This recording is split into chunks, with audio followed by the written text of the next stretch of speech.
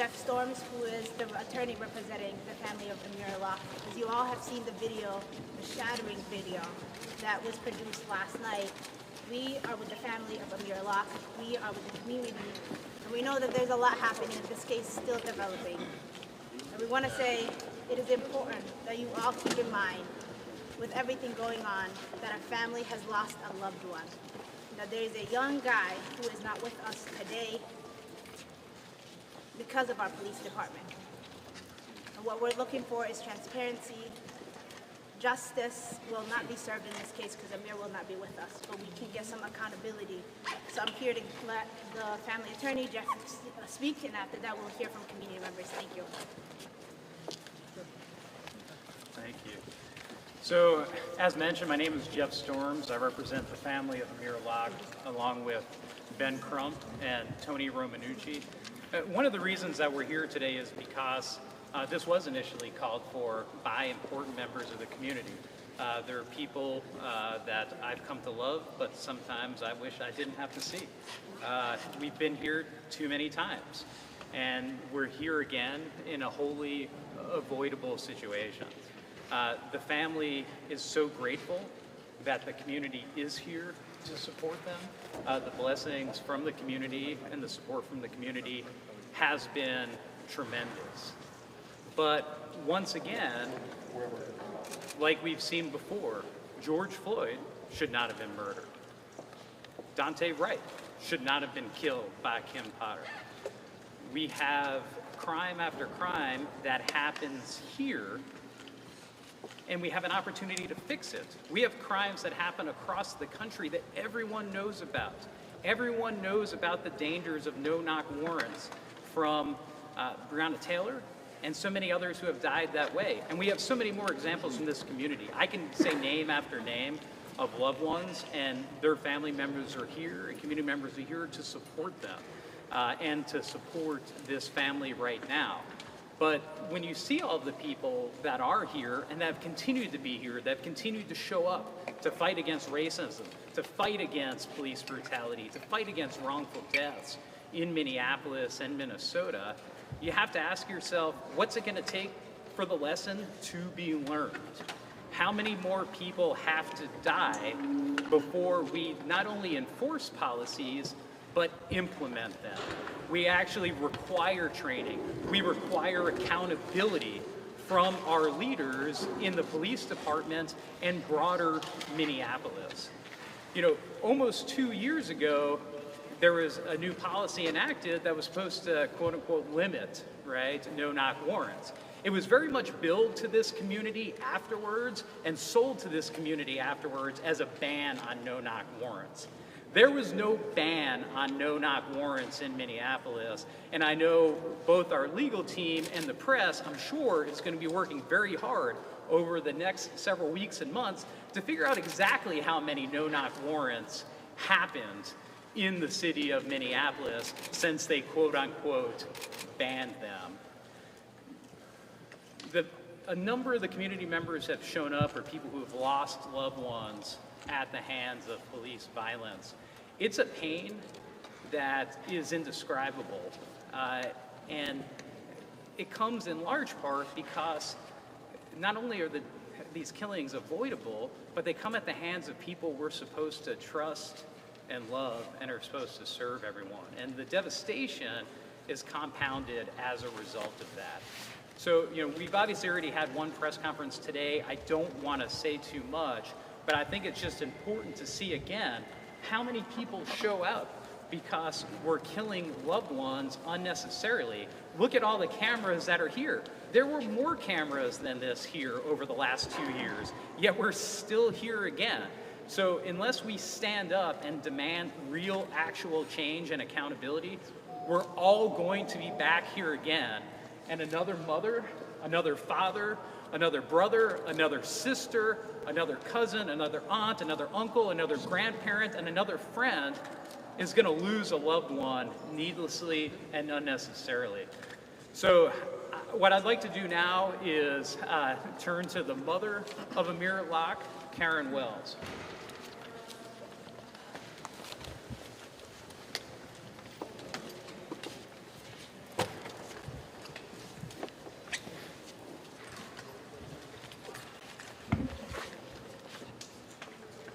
As I say, my baby boy's name, Amir Locke, each and every one of you are going to learn about Amir Locke. My son didn't deserve what happened to him.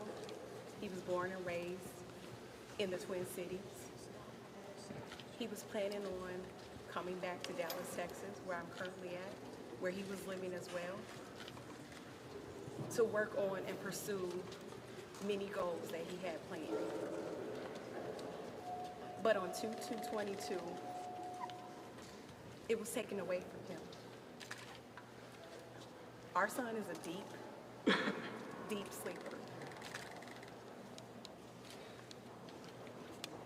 I've always been on the opposite end of the protest and in support of everybody. I lived here for over 25 years, and I raised both my sons. This is very, very detrimental and heart-wrenching and hard, because I was always an advocate for the families that went through this, but never in a million years would I have ever imagined that my son Amir, who is born and raised in the Twin Cities, law-abiding citizen, did everything he was supposed to do, was raised with moral and values, loved by so many, everybody that came in contact with him. He had a beautiful spirit and a beautiful smile. Never would I have imagined that I would be standing up here talking about the execution of my son by the Minneapolis Police Department. I should not have to be here. I should be able to FaceTime with my son like I did on last Friday. I should be able to tell my son that I love you and he says I love you too. But now I have to do that in spirit. I can't do it in flesh. That's not right. At the end of the day, I believe that he was executed by the MPD, and I want the police officer that murdered my son to be prosecuted and fired.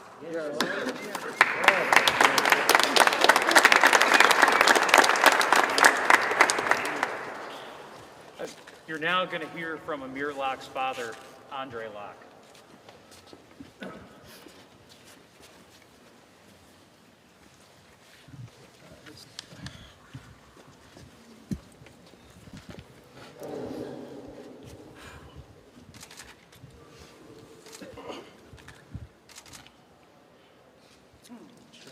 Every one of you that's here today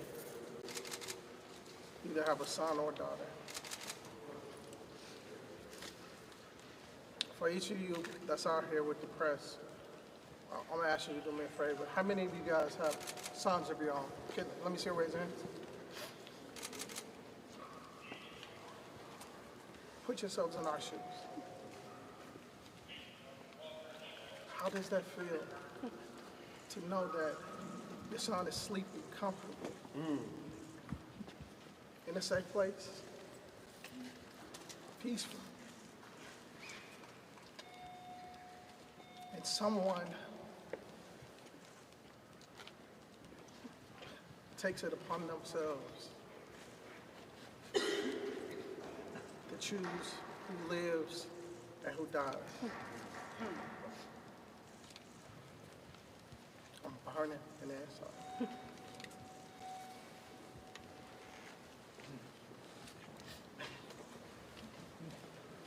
I didn't think my son. Seen it happen. I've seen it happen too many times. Too many times. I have to think of my mother right now. I'm sorry. Let her rest. She'll tell me to straighten it up and speak straight. But and me being one of the stronger ones of the family, I have to get it together. I have 5 sons. I have 4 daughters. Amir was the oldest, so he was the 3rd oldest. I love Amir dearly. I love each of them dearly. Amir was a bright light,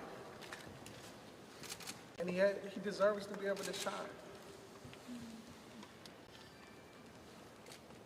I apologize, Amir, there's so much that we can say about Amir. Again, I want you to put yourselves in our shoes. I think about someone kicking your door in, or not even necessarily kicking the door in. If that would have happened, at least he'd have awakened, possibly. But by him being such a deep sleeper, what we saw when the officer kicked the couch, Amir wasn't even moving before then, until the officer startled him. When he kicked the couch, when he aggravated Amir, when he forced Amir to respond, to protect himself, as any law-abiding citizen will do, and has the right to do. That's right. Yeah, that's right. Yeah. I definitely agree. We want the officer who took our son's life. We believe that he executed him. Our son, Amir, we believe it. And we definitely want him prosecuted to the fullest. And he needs to be out of there. The same officer has all of these different complaints.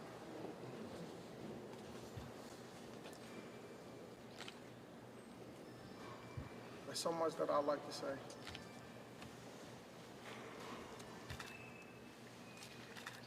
I don't want to hold my tongue about anything. I just don't want to see it happen to anyone else, to no one's child. Thank you, guys.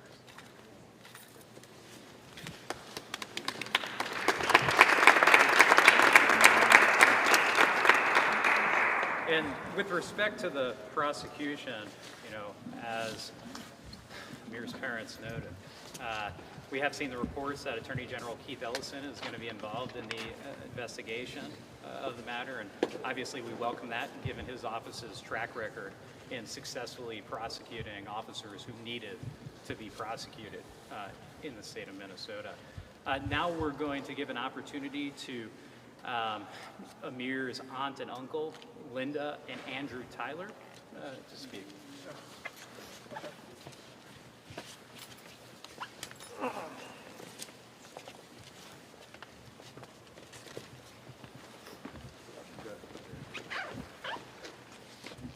We're at this press conference not because my nephew is going to join the Minnesota Timberwolves, not because he's going to become a Viking player. We're at this press conference because a police officer decided to be judge and jury, not to warn him, not to say, wake up, not to offer anything, and for you to say in the news that they tried to save him, you would try to save somebody when you're trying to kill them. When you know you're wrong, you have to try and save them. My brother and sister, this is my sister. That was her son. That was her baby son. I was at the hospital when he was born. And we cut the umbilical cord. And for all of you, this is your son. He is a citizen of the United States of America, and he resides in I reside in Illinois. He resides in Minnesota. You should be outraged, not because he's African American, but you should be outraged just because one of your citizens died at the hand of another citizen. It is time out for this. I'm sorry. It is time out. When they send their boys and when they raise their kids, we raise them with a certain creed. Yes, do this. That's right. Put your hands on the wheel. That's right. Make sure you look at them eye to eye. Don't move too soon. Don't go into your pockets. Just sit still. We train our kids up like that because we want them to live just another day. That's right. It is like an officer who will say, their family will say, I just want my husband, my son, my daughter to make it back home. Right. I'm worried about them because it's bad out there. It's deadly out there. These parents have that same pain. These parents experience the same thing. We have got to stop doing that to our kids. That was my nephew. And for all of you out there and you who are reporting, report the news accurately. Don't spin the story. Don't spin the story to make it feel good for the officer because he's your citizen too. Make sure you say it and you say it plain. Amir was a gun-carrying licensed individual.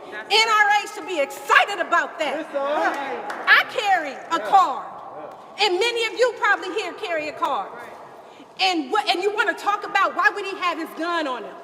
Why? Because when you live in a house, you keep your gun near you, which is at your bedside. That's what I would do. So we gotta do it. And so if any intruder comes in, I'm gonna reach for my gun to protect my house and my home. Amir was at his cousin's house. He was at his cousin's house in the sanctity of his house. Let him know. And he was there. Of course he had his gun by his side because where else is he gonna put it? He was sleeping at somebody else's house. So he keeps it by his side. That's right. And if you would have came in there on me and you, any reasonable individual will understand that you would respond as he did. And he didn't point the gun. So change the narrative. You can say he brandished a gun, but he didn't brandish it. You guys need to get this story right. You will not smear my nephew's name. You will not on my watch. You are not going to do this to my people anymore. So y'all need to get ready for what's about to happen here in Minnesota.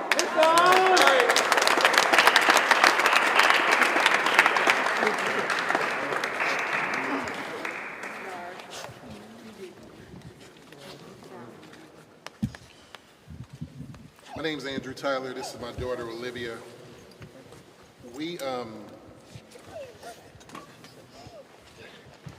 I had to pause for a second and think about what my wife said, and I had something in mind that I wanted to say, but I like to switch up a little bit.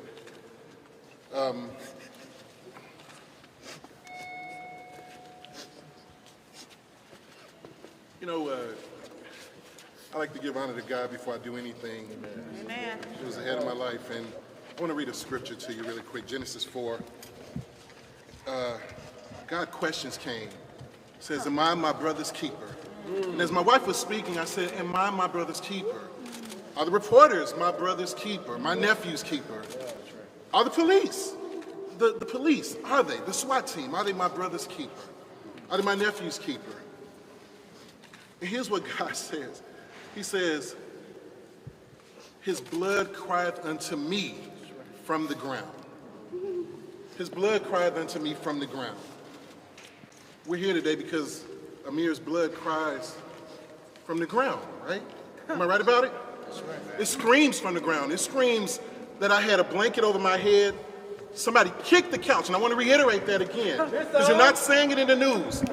He was still asleep. They kicked the couch, started him out of his sleep. You can't kick nothing under me and then expect me to act right. What are you looking for? You're looking to incite someone. You're looking for a reaction. Not only are you looking for the reaction, you're looking for time to kill. That's right. That's what he did. That's what he did. That's what his neighbors around him, I'm talking about the officers now, that's what the SWAT team around him did. They were waiting. There was an expectation. In my mind, as I reviewed the video over and over again, because they played it in slow motion. They played it in slow motion and they sped it up. Let them know. Let them know. When you go into someone's dwelling, the interim chief said they screamed out before they crossed the dwelling. His hand already pushed the door open. He's in the damn dwelling. His hand is in the dwelling. There is no no voice of opinion to say, we're the police, we're coming in to get you. It's a lie. It's a lie from the get-go. Think about the technicality of the case while we're reporting, okay? That's what I really want to get involved in. And I want to say this. From Emmett Till to Amir, black men have been, isn't it funny we're at the beginning of Black History Month and we have to go through this? She said he was born on 11/11, he's assassinated on 2/2. There's something to be said about the numbers, y'all. There's something to be said about the numbers. And Black history is not necessarily Amir's story, it's his story. His story doesn't end right here. His story does not end right here. And it shouldn't have had to end with a bunch of mess, man. 3 warrants, come on. I mean, the warrants, 3 apartments, you're simultaneously raiding people. You know you're not supposed to be doing it. I gotta say one more thing before I go. I too was at the hospital when Amir was born. I watched his mother as a pregnant woman in travail, and how she pushed and how she bared and how she suffered and how her long suffering led to her raising a wonderful man. Yeah. Father was in the room. Wasn't a deadbeat. Father was in the room. Yeah. That's right. I watched him. I even chuckled with my brother Andre and Andre Locke Sr. and I laughed and I said, man, I remember when, 22 years ago, you guys have robbed us of that. Yeah. You have robbed us of that. And it's not right. It's not right. We want more than justice. We want more than justice. Yeah. What do I mean? You see it, you claim it. My pastor says right is right, wrong is wrong, and right don't wrong nobody. Right is right, wrong is wrong, and right don't wrong nobody. Just tell the truth, man. Just tell the truth. Tell the truth. Tell the truth. God bless you all, and thank you.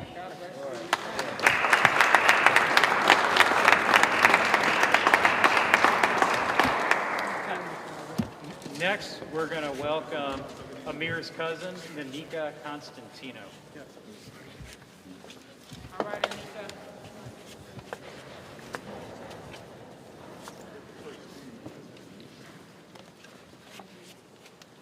Amir's mom is my Aunt Karen, and my Aunt Karen and my dad are siblings, but we're a very close family.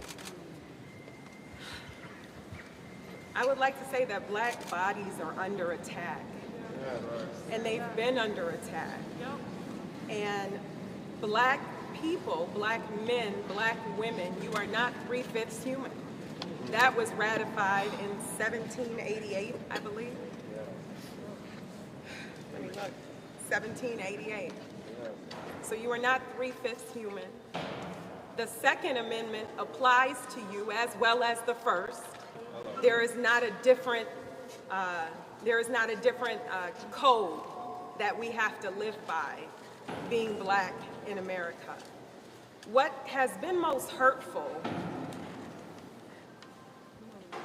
as it relates to Amir Locke is the narrative that came out from the Minneapolis Police Department from the beginning. And it was a narrative that said it's okay to criminalize you as a black man first. Yeah. So what I mean by that, and some examples of that, is we see a picture of the gun, but no statement about him being a licensed gun owner, registered gun, a conceal and carry permit, right? So they issue that, and they knew at the time that they gave us that picture, and I don't want to blame the media, right? Because at the time that was fed to you, you had no other information. So who was feeding it to you? That's a systemic issue. It's a systemic issue. So you got the picture, you didn't know he was a registered gun owner. You hear a narrative that a young man or a man was shot in a warrant, while serving a warrant. So what was most difficult for the family was hearing that he was a criminal and having to fight against that narrative when she fought against that narrative his entire life. She fought against that narrative the 9 months that she carried him. She fought against that narrative every single day, which is why he doesn't have a record. But see, we had to know that they were going to play this game, this racist game. And we have to stop this. That, my friends, and people who aren't friends, that's unacceptable. Because what happens is we're dealing with the pain and the trauma. And this is traumatic. This is traumatic for everyone. But the reason it's a little more traumatic for black families is because we know that black bodies are under attack. We've had this conversation with our kids. We've had these tough discussions. Make sure you hold your head up high. And these are the same conversations that they were having with Emmett Till. So that was a harmful narrative, to be able to fight against the lack of truth. Because then what happens is somebody looks at that information and they say, you know what? He's just another thug. He's just another beat, beat, beat. Police don't go and raid a house for no reason, but what we have to reconcile is the fact that no-knock warrants systematically impact black families and black people. They do not walk into the families of our white brothers and sisters this careless. So what I mean by that is they know the layout of the apartment that they're going into. They know if the person in the apartment is there. They should. Right? And they know if the subject of the warrant isn't present or never was in the unit at all. And so the problem with this is it allows people to see a narrative and it softens their heart, right? It hardens their heart, and it softens the heart of black mothers and black families. And so we have this division and this push and pull going on, carefully orchestrated by people who should be bringing us all together. This is unacceptable. And the hardest part is a lot of times when you see these conferences, the first thing you hear a black mother say is he was a good kid. You know, he was this, he was that, because we have to humanize him and we have to overcome what the Minneapolis Police Department has deposited in you day one, day two. And that is not fair. Shame on you. The office that is supposed to put this information out. We contacted them and they said, you know, we didn't say race. I said, well, at the time, you knew that Amir Locke was not the subject of the warrant. Why didn't you release the warrants out to the media? Why did you release the gun and not the fact that it was registered? You know that it was registered right away. You know that he wasn't the subject of this particular investigation. You know that you walked in to several units. Why do we have to get bits and pieces to harden the hearts of people that would be empathetic? It's not right, and it's a disservice to you. It's a disservice to our white brothers and sisters as well that should be standing with us. That should be standing with us because we have inclusive families. We have a little bit of everything in our family. We have a little bit of everything in our family, and this hits you a little bit different when there's a black or brown child in your home. Because now you have to have the same conversation that we've been having with our families all along. So, no-knock warrants, we know that that's a systemic issue. We are law-abiding, right? We are law-abiding. This is a systemic issue. It hits black families in a different way than it hits the white community, and we all need to be outraged about that. Right. What do we do when we're under attack? What do we do when we're under attack? Stand up, fight back. Say his name.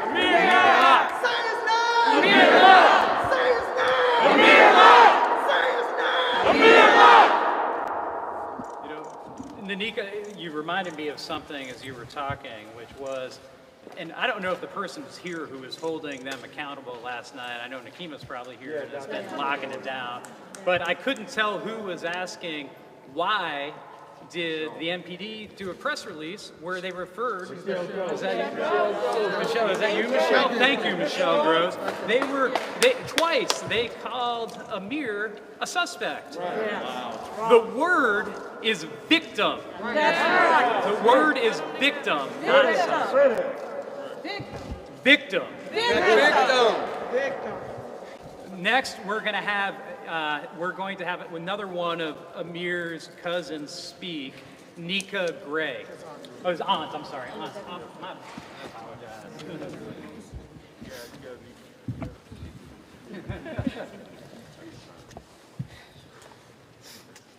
First, giving honor to God because He's the head of our lives. Yeah. And we one thing I know is that we serve a mighty God. Yeah. One thing that I know is that God is going to continue to take care of our family. Yes. I was there when Amir was born. I held her leg up and I coached her to push. We were there. Amir, yes, was my nephew, but Amir was my baby. He is all of our baby. Yes. Andre and I are brothers and sisters. All of our kids belong to all of us. That's right. We saw the news that morning. We saw the news. Anytime that something happens in the community, my siblings and I are on a call, and we're right away praying for all of the individuals involved. But one thing that we did not know that morning, at the time that we were praying, that it was our baby. It was our baby that took his last breath without any of us there. It was our baby that lost his life senselessly at 22 years old. He was 22, and he died on 2/22.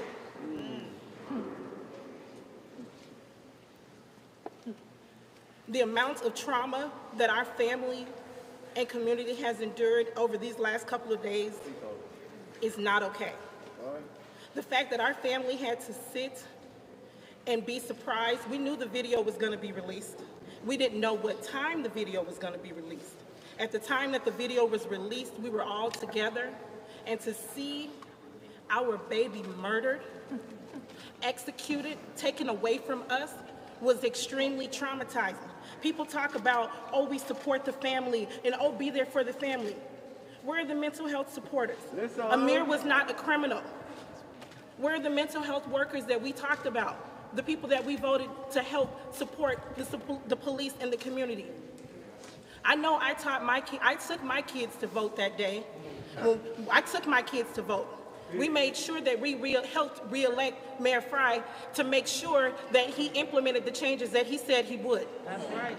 And right now, that's what our family needs. Come on. We demand justice. Amir didn't have to die. No. Amir wanted to be famous. He wanted to take care of his entire family. That's something that he vowed to do.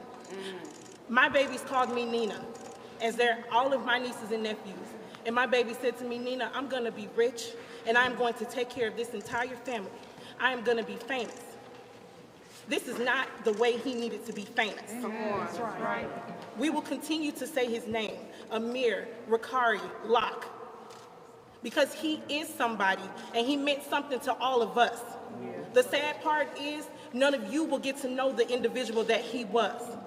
He was life to us, and he was taken away, and we want justice. Not just for Amir, not just for our family. We want justice for the families to be. We want change. We want the change that people are talking about, our community leaders are talking about and speaking about. But don't just speak about it, be about it. If you talk about support, you talk about social justice and racial equity, make it happen. The dollars are there. Come on. Put the right people in position. We're not saying dismantle the police. We're not saying get rid of the Minneapolis Police Department. What we are saying is give them the proper training so that when they walk into our households, we are here to live another day. That's right. That's what we need.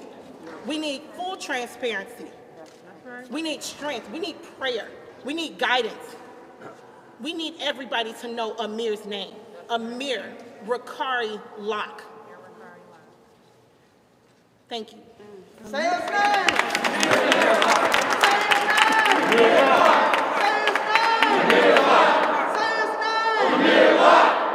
You know, we collectively want to just remind you that there are shootings that happen across the United States.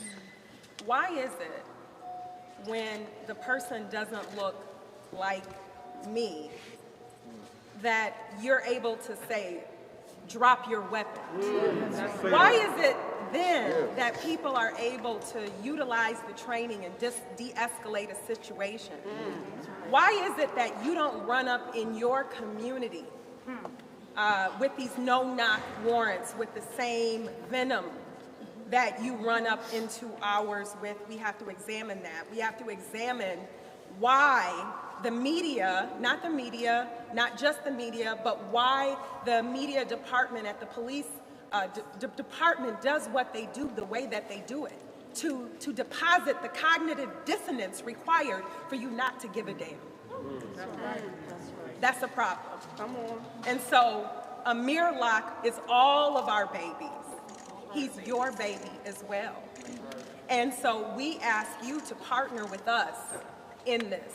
We ask you to partner with us in this and practice empathy when no one's looking, right? Clicking and making comments that he was a criminal.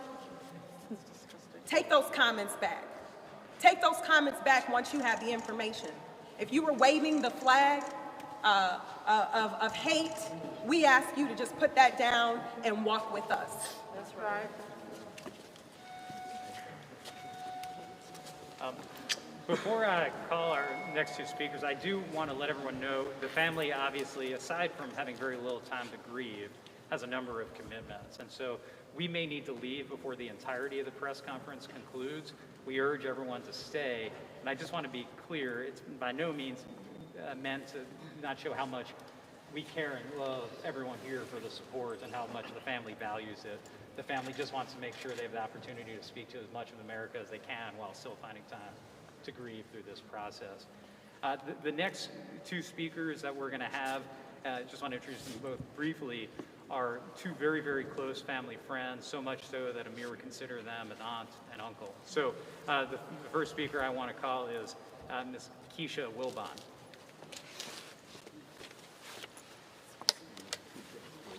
As you all have heard from everyone up here, Amir was a good kid. But I'm not here to convince you all of that because Amir did nothing wrong. Amir he didn't do anything wrong. But I'm going to say Amir was a good kid. He was raised with values. He was raised with morals. Or as we say in our homes, good home training. There was nothing we can ask Amir to do different than what he did that night. Amir is Karen's son. Amir is Andre's son. Amir's my son. Amir's your son, your son, and your son. We are so tired, as a mother of two adult black males, we're tired. We're so tired of begging and pleading to see our sons, respect our sons. Come on. We're now demanding that you see our sons and respect our sons. Amir's memory will live on through Karen, through Andre, through all of us. We will take on that fight to make sure every state within the United States no longer have no-knock warrants. Because it's at the detriment of our black girls and black boys, black men and black women. As, I'm gonna say it again with my Southern country accent, I'm tired, I'm tired, I'm tired. I have no more tears to shed. And I'm gonna say it again. We're no longer begging, we're no longer pleading. And I ask each of you, before you get to your next breaking story, before you write another story to vilify Amir or any other African-American male or female, I want you to pause and just imagine that that's your brother, your sister, your niece, your nephew, your loved one. Because just as you love yours, we love Amir. We love our black sons and daughters just as much as you love yours. I, as a black mother, I'm so tired of living in fear when my sons leave my front door. I can't rest until they return to my front door. Absolutely. Never in a million years did we think this would hit this close to home. Yes. When Karen and I met at the daycare, Amir was in the infant room. Amir should be here today. Yes, he should. Amir should be living out his hopes and dreams and everything he had planned. But I'm going to say this. We are here to fight for Amir. We will keep his name going, his legacy going. We are Amir. Yes. And I'll say it again. We are tired. We are tired. We are tired. We're no longer asking and we're no longer pleading. And that's all I have to say.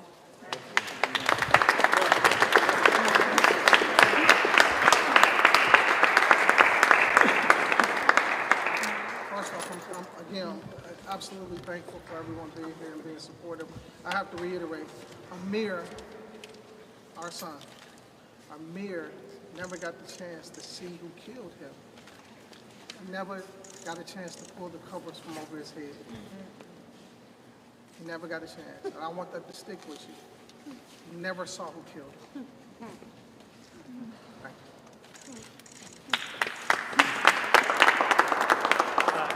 Now we're going to call the last speaker from the family, Mr. Scott Reed.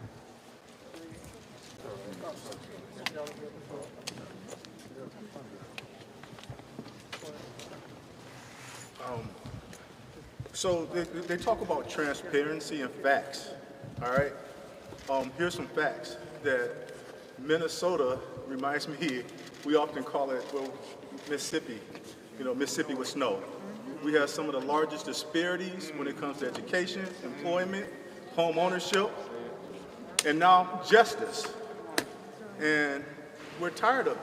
We're tired. We're not asking anymore. We're demanding, right? We got to demand, and we demand by who we vote, who we put in office, and by our actions.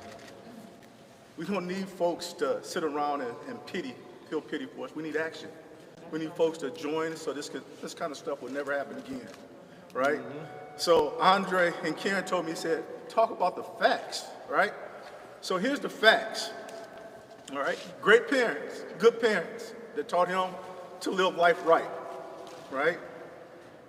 Here's the facts, that he should be with us today. Here's the facts, that he won't celebrate a birthday with us because somebody made a decision. And I gotta say it, because he was black, he was treated that way. Now, if you don't want to admit that, if you have trouble facing that, that's a fact. That's a fact because it happened all too often. We sat and watched the television and we saw in Virginia, a white man killed 2 police officers and he's still alive today. I'm not saying I want anybody dead. God forbid that, I don't want that. But I just want the same opportunity for our kids, for Amir, that white folks get. That's right. That's right. So the fact is that we need to do better as a community. We need to do better with the laws, and we've done better by raising our children. You did a great job, Karen. You did a great job, Andre.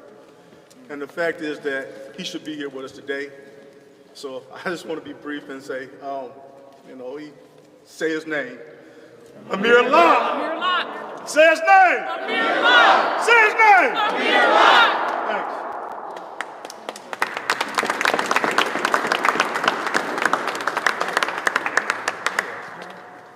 I just wanted to clarify the pronunciation of Scott's last name is Red, not Reed.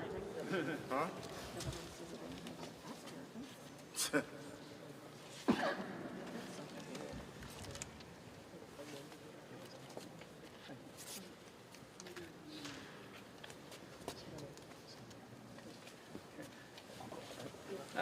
So we are going to have one last speaker, Sundiata Mininik. No. Uncle. Sundiata Minilik.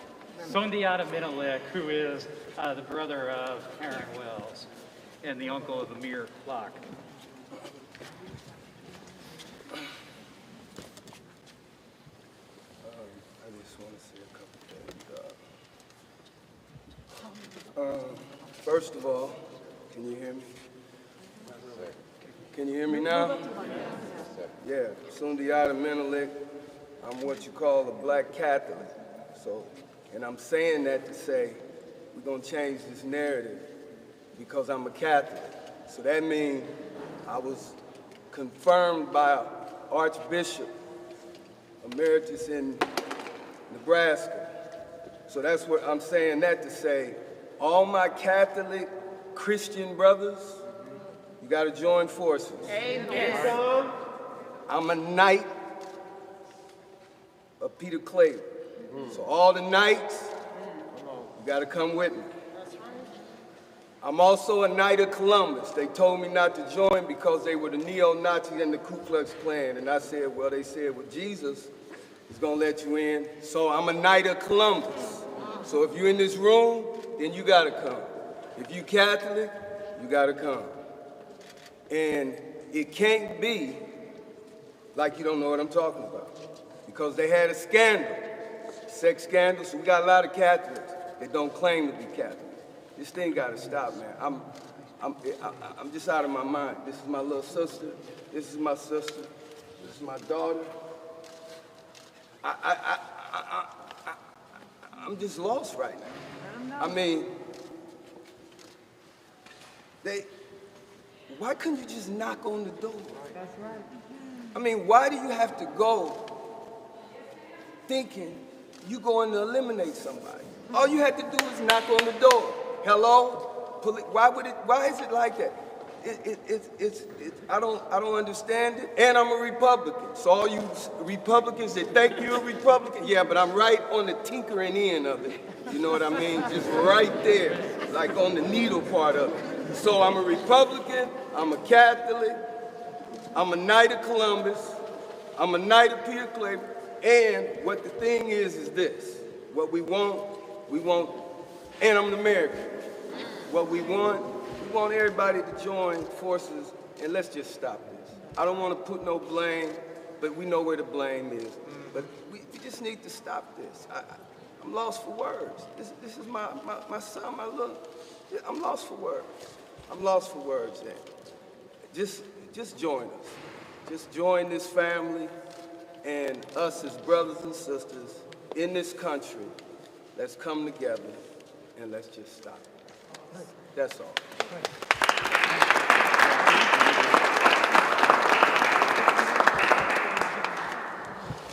There's one last thing that I want to say. We didn't ask to sign up for this campaign, say his or her name. We didn't sign up for this. We shouldn't have to keep saying somebody's name because they don't hear it anymore. So while we say his name, the name is not because we're saying it, because we need you to repeat it and feel good about it.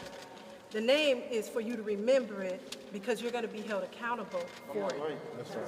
That's it.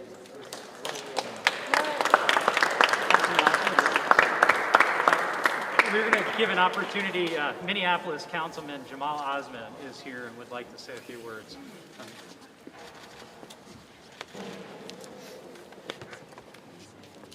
My name is Jamal Osman. This one hits home very close. I'm a good friend of Karen, a former co-worker. Found out this morning that she was Amir's son,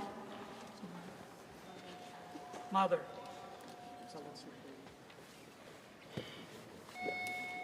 It's a good family. She's a wonderful mom. I learned a lot from her in my time. She's close to my wife. She came to my home when my daughter was born. Hold it tight. I just want to say that I'm here for the family. Everything that needs to be said was said. I'm an elected official in this house. But it seems like we're powerless. What do we have to do to stop the police killing people that look like us? This is America. This is not Afghanistan or Somalia. This is not. We've seen the video, all of us. If they're looking for someone, they can wait. This is not a military. This is not the SEAL team that catching Osama bin Laden or somebody. This is our kids. This is our family. I urge my colleagues and the mayor to do something about this.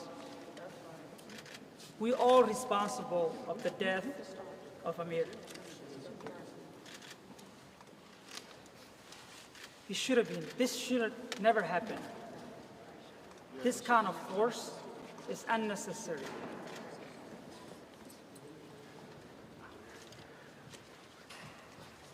It's not the police officer that shot him, but it's the people that gave him the order, people that put the laws here. If we get rid of no door knocking laws and so, if we get rid of it, why are we still acting on it? Except, sir, you've been on the council for 2 years. Are you planning to do something about this? I have been on the. Let's stay focused, y'all. I have been on the council for a very short time. Let's wrap it up. I have been on the council for a short time. Yes, I will do something about it. This is my friend. This is my family. I will do everything I can. And publicly right now, I will call the mayor and tell him, fire that officer. Fire that officer. We need justice. That's right. That's one thing. We demand justice. Officer takes orders. Who made that order? Was it necessary? Do we really have to call that 7 in the morning? 6 in the morning? Was that really necessary? Was there anyone in danger? Was it a hostage situation? They could have waited. I'm here for you, and I urge my colleagues and my friends, the city is looking into us. We need to come together, change policies, and we're asking the federal and the state to get involved in Minneapolis. It's out of control. We need to do something about it. We have to stop killing people that look like me. Thank you. Thank you.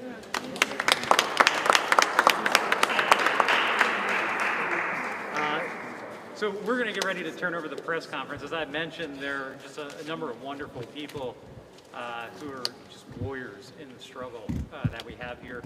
One of them I saw, and I might have lost him, but Dan McBryant, the brother of Dante Wright, is here to show support for the Locke family. And God bless you, Damick, wherever you are.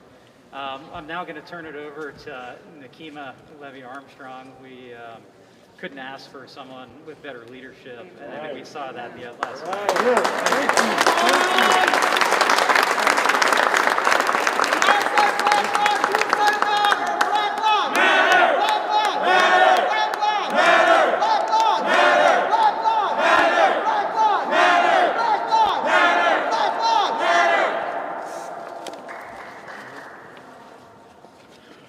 It's hard to know where to begin, but the family really said it all. The fact that we have people connected to Amir who live here, who've flown here from other parts of the country. Their presence dismantles racial stereotypes that people try to apply to Amir Locke. They always say, where's the black family? Here's the black family. They just talked about the way that they raised Amir. They talked about the fact that he was a licensed gun owner. They talked about his aspirations that were snuffed out. My heart goes out to Karen and Andre and every member of your family. You did not deserve this. But let me assure you that we are here standing in solidarity, and we will not hesitate to disrupt business as usual, however we have to demand justice and accountability. So I want to see Mayor Jacob Frey step up in a more serious way, provide more hands-on oversight if he's serious about addressing policing in the city of Minneapolis. I want to see that officer, Mark Hanneman, fired immediately. I want to see Amelia Huffman fired immediately.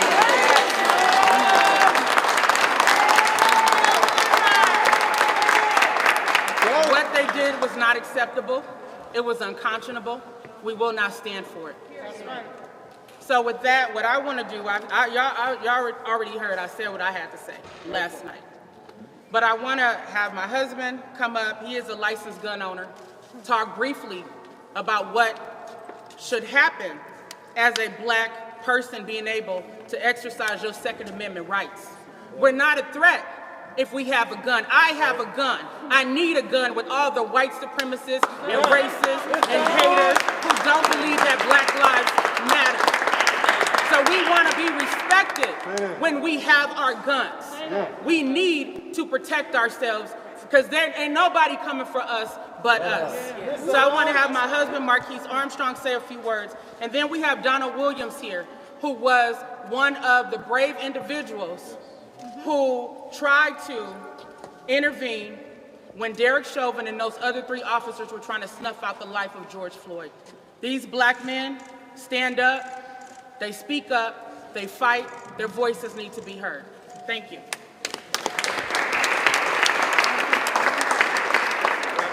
Thank you, baby, for everything you do, for the courage, the strength that it takes to stand up against the powers that be and speak with authority that you do. I, like one of the family members said, want to give an honor to God first. Then I want to give honor to this family, Karen and Andre, to the aunties, the uncles, this family for raising an awesome son in Amir, and for the courage that it takes, the strength that it takes to come out in front of all of these lights while they are grieving the loss of a young man, Amir Locke, 22 years old.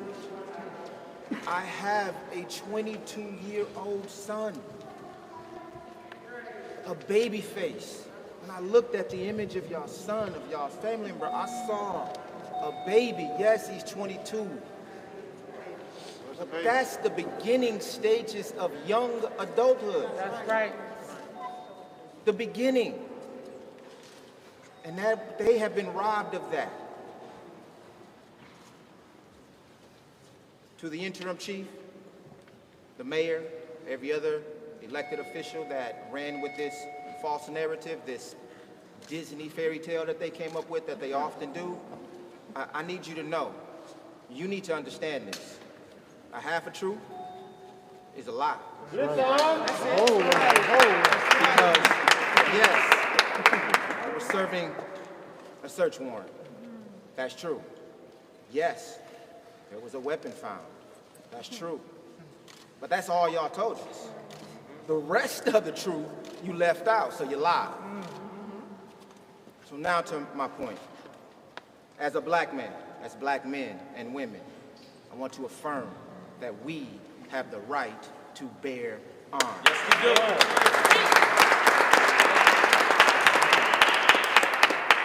do. And we do. And we tired. My weapon is for defense. I have to defend myself. I have to defend my family. I have to defend my community. I have to defend my church family. Because what I know is that the police officers that swear, actually they don't swear to protect us, they swear to protect the Constitution and the laws of the land. And property. And property. So they have no obligation to protect us. So as my wife said, and I think somebody else said, ain't nobody coming for us but us. That's right. So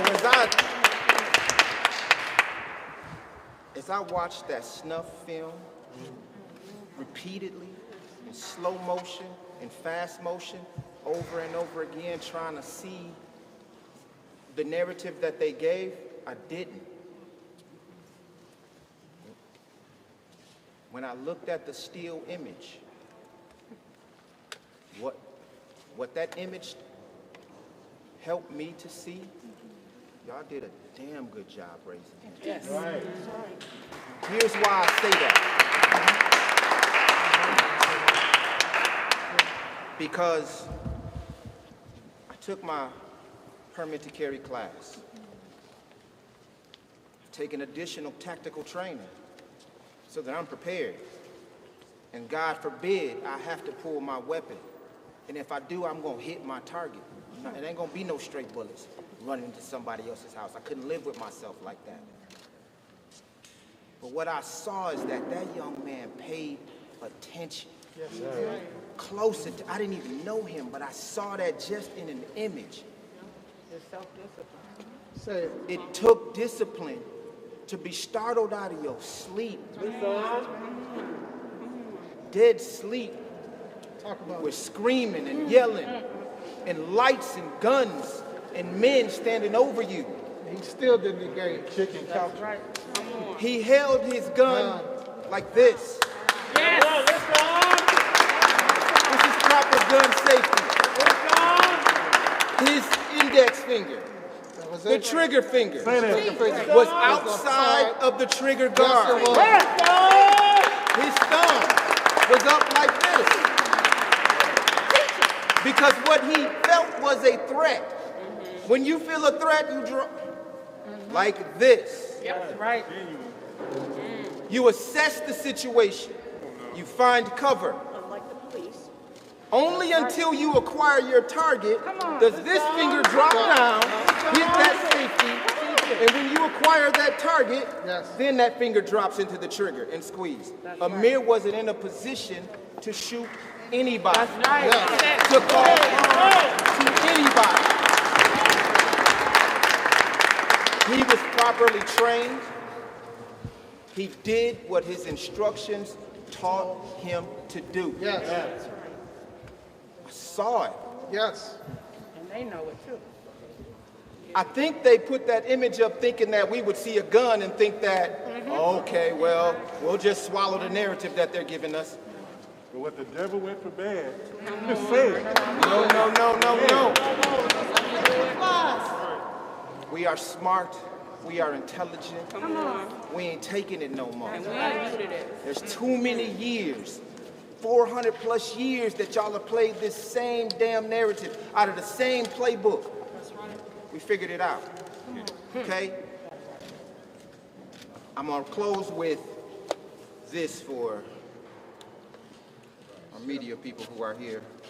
And it's just a quote from somebody who I admire, Haj Malik Shabazz, y'all know him as Malcolm X. If you're not careful, the newspapers will have you hating the people who are being oppressed and loving the people who are doing the oppression. That's right. Be careful with your narrative. Man,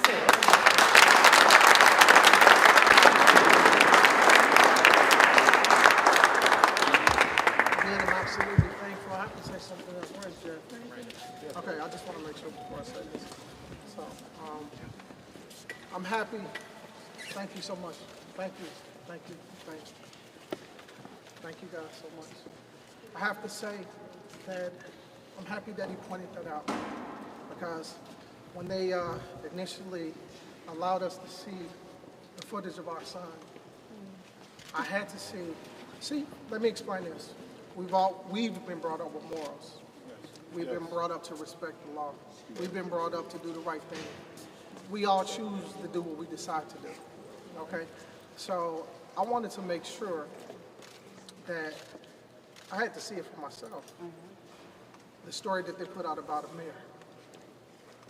They made it sound like my son was waiting behind the door or something. Waiting for them to come in, like he snuck up on them. Or something like that. Like it was an ambush. I mean, it was the other way around. It was an ambush. That's right.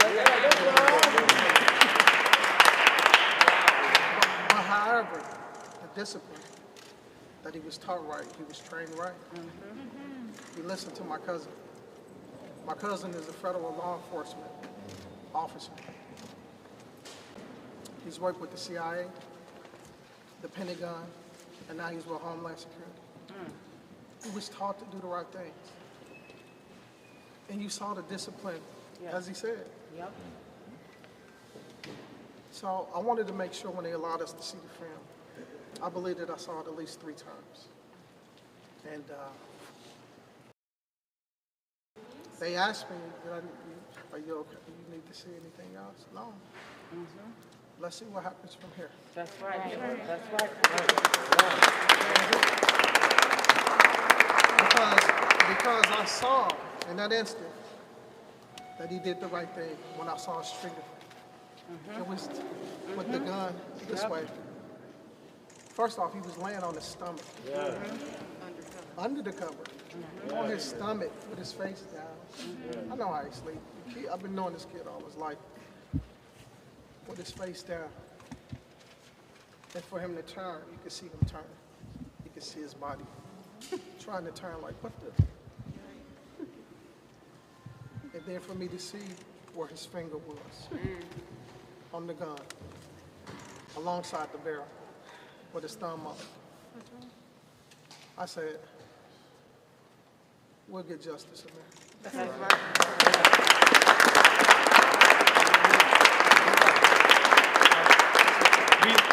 We do have to, the family needs to get to some other commitments. We encourage everyone to continue to stay because you're going to hear from a lot of people who are very, very important to this community. So we thank you all. Donna Williams. Who got your back? We got your back. You are next going to hear from Donald Williams, who we obviously know well and consider to be very much a hero here in Minnesota.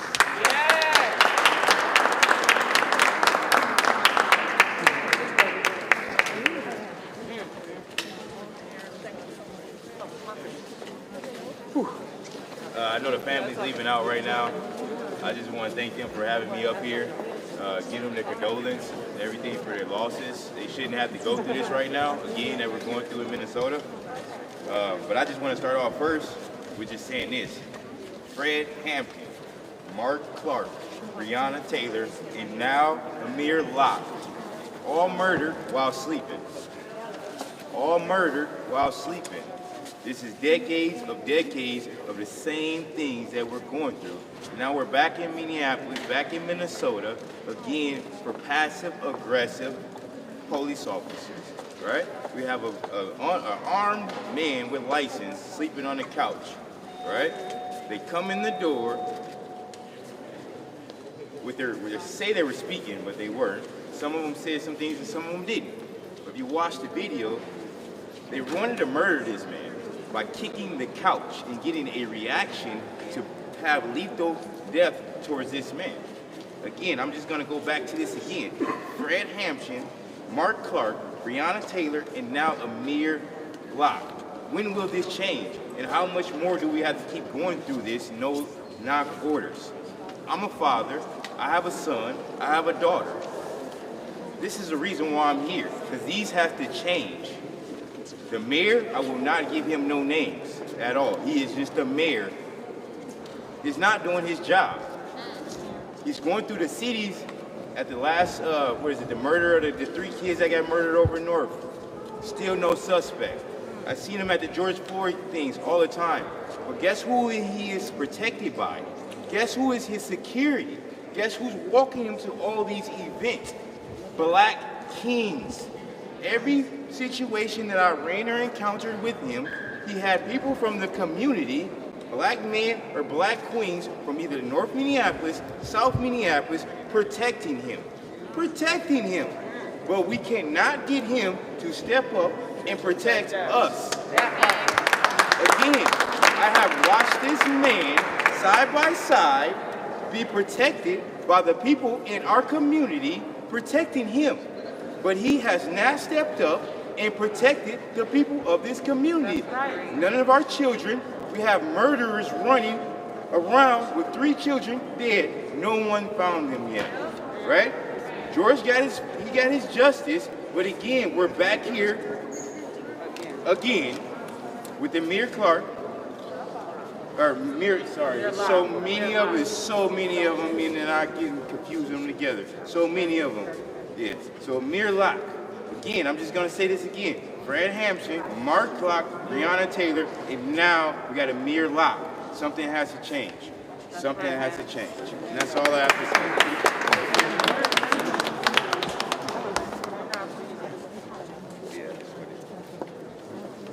Our next speaker is Tashira Garway, who is the president of Families Supporting Families.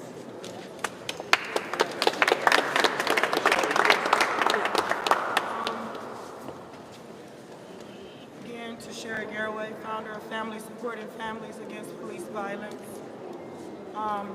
The reason this group, this unfortunate group, was created is because time and time again, there has been people that lost loved ones here in the state of Minnesota, but those people had families that loved them, just as we've seen here with Amir today. I usually have a louder tone, but today I don't even have the energy. This is traumatizing. I spent last night on the phone with about 5 different families because every time this happens, someone else is traumatized because they only can think about their own child that was murdered. They only can think about their own significant other that was stolen away from them and their child. They only can think about their brother. So I just want the family to know that there's a group of families that are out here hurting just like they are hurting, and that we are here to stand with them, to fight with them. I think it's important that they know that these families are here that's going through the same pain, because no one knows the pain like we know the pain. No one will ever understand this pain like we do. That's right. We have to live through it every day. Every day. And you media outlets, you do this to us. You brutalize our loved ones in the media. Have some compassion in your heart for the people that love that person. Tell the truth. Stop doing this to our families, please. The legislators had a chance in the last session to pass legislation, meaningful legislation that will hold officers accountable. They won't stop until they have a reason to stop. And right now they don't have a reason to stop because there's no consequences. You think because you get 1 or 2 officers out off the street that means something when we got thousands of more out there? That's right. Think about it. It's almost 500 bodies in the last 20 years. We know that there's at least 2 to 5 officers in each murdered most of the time. But let's say we put only 1 officer to each killing. That's over 500 and something officers that have not been held accountable. You hold 2 accountable. That does nothing for the rest of the community. We open all the cases. We can never forget about the rest of the families that led up to Amir, that led up to Dante Wright, that led up to George Floyd. And we will not let you forget about us. We will not let you forget what you did to our loved ones. I should not be standing here as somebody that lost a loved one just in second that you beat to death and thrown in a dumpster. St. Paul Police, the same entity that's involved in this murder. These and never was held accountable. And all the other people you killed, Cordell Andy and Marcus Golden, that you tried to sweep under the rug, we will not let you do this.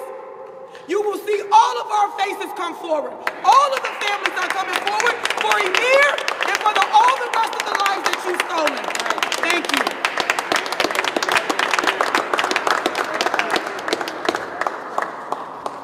Our next speaker is the Executive Director of CARE Minnesota, Jaylani Hussein. Peace, assalamu alaikum, and peace and blessings be upon you all. I'm here today to echo what we have been saying for far too long. We could have saved Amir Locke. We could have saved Amir Locke last January at the Capitol. When we introduced the bill to end this careless no-knock warrants. You know who failed us? Melissa Hortman failed us. You know who failed us? Governor Walz failed us. You know who failed us? Senator Gazelka failed us. Warren Limmer. And, of course, Warren Limmer. We have been trying to introduce some policies to at least hold these police officers accountable. That's right. We have faced opposition from every single political party because all of them are in bed with law enforcement agencies all over this country. But we need the people to wake up. Because the same politician who's been knocking on your door is the same politician protecting these killer cops every single day. Amir Locke was this week, but a clock started for another person. The clock started for another person. And that is why we are demanding justice.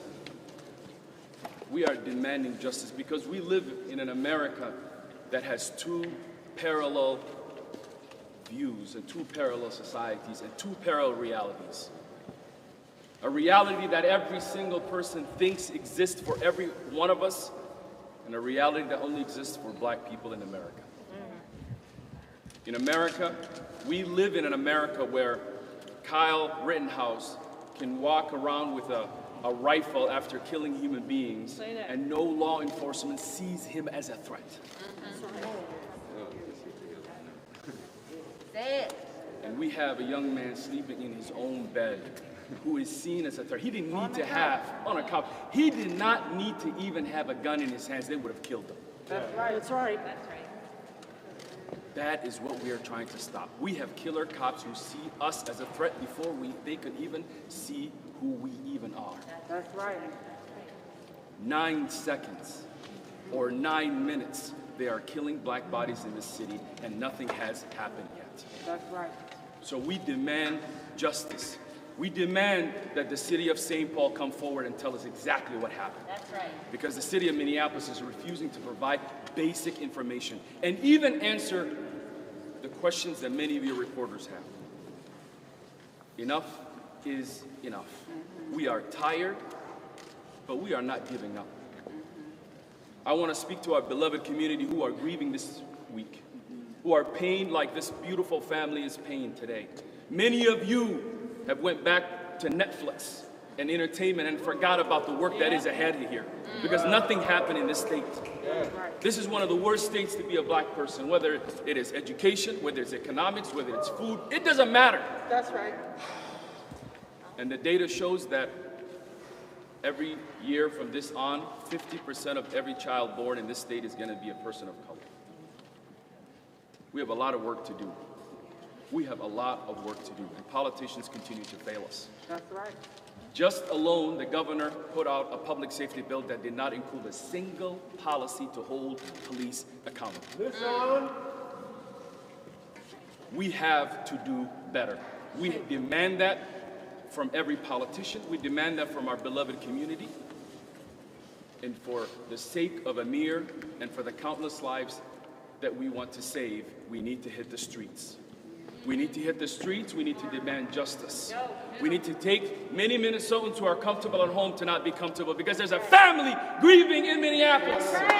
There's a family grieving in Minneapolis. And there's a community grieving all over this country. And there are black young men who are free to walk in their own city, to sleep in their own couches. We need to do better. And I'm tired of coming forward and saying we could have saved another human life because we did not have the moral fortitude to stand up. And the ones who do, they oust them. Where's Representative Thompson? The only one who has some testicular fortitude, they try to kill him out.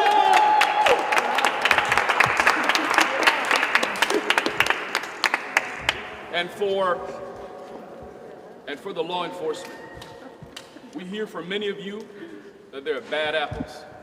Why are you so silent? Listen. Why are you silent? Why are you complicit? It is time to fire this officer.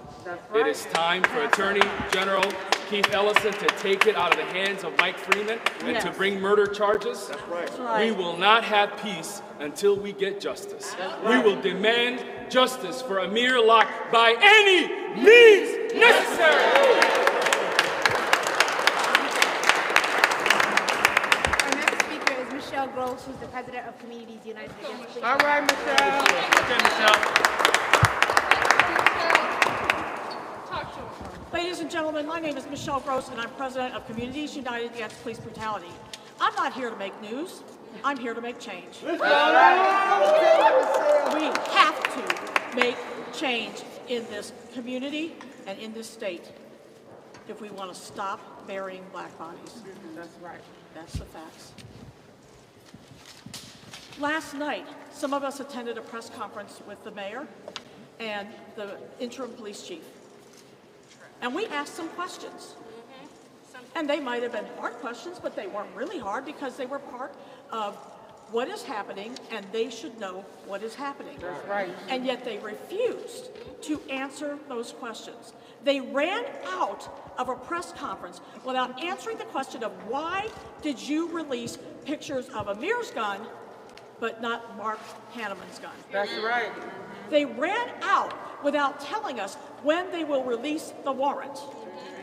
They ran out without telling us why they named Amir Locke as a suspect when he was never even on the warrant. That's right. They ran out the door. Our organization, along with these other organizations, went to the legislature last year. We pushed for a no-knock warrant bill. It got watered down to be virtually meaningless and then passed, and here is what we have today. This is what we talked about a year ago. We predicted these incidents. We predicted these problems. We predicted this loss of life. And the legislature, because they're beholden to the law enforcement lobbies, refused to pass a meaningful bill. We have had far enough time since George Floyd was killed to see some action at the legislature and to see some action in this city hall. And it hasn't happened. It's unacceptable. We're not tolerating it. I learned something this morning when I was testifying on that bill at the legislature. Eric Rice, the attorney for Jaleel Stallings, said that some of the very same officers who fired on Jaleel Stallings brutally beat him and then lied to cover up what they did and to implicate him and get him criminally prosecuted. Those same cops were in the apartment of Amir Locke. I haven't had time to look up their names to see who they are. That should be something you do. But I insist that you do it.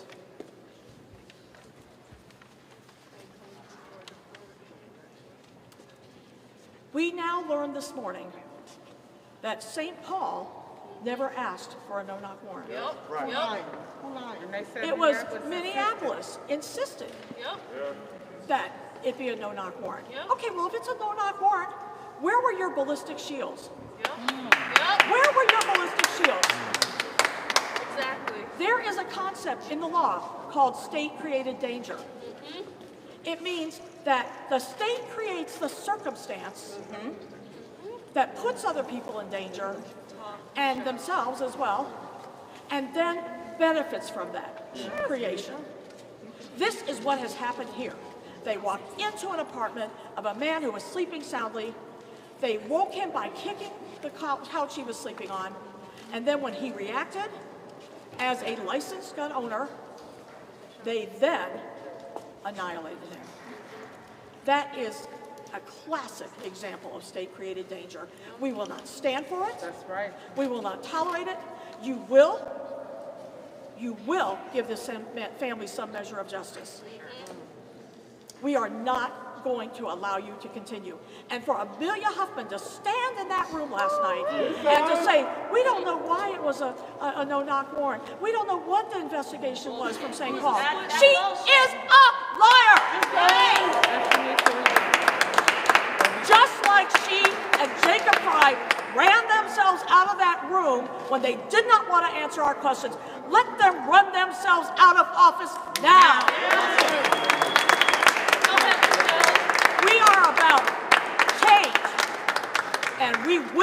have change in this state. It's not an option, it's a mandatory. And we will not be silenced until we stop having the murders of our community members in the streets and in their homes. That's right. Thank you. Amen.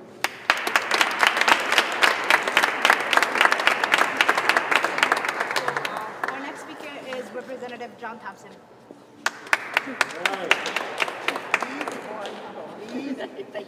Happy Black History Month to the state of Minnesota and to Minneapolis. Out of all the cities in the entire state of Minnesota, this keeps happening far too often in this city. I feel sorry for my sister who's, this is a freshman city councilwoman. For you to lay this in her lap. Chief Arredondo did what he was supposed to do. He got the hell up out of here. For y'all to lay this in a freshman's lap.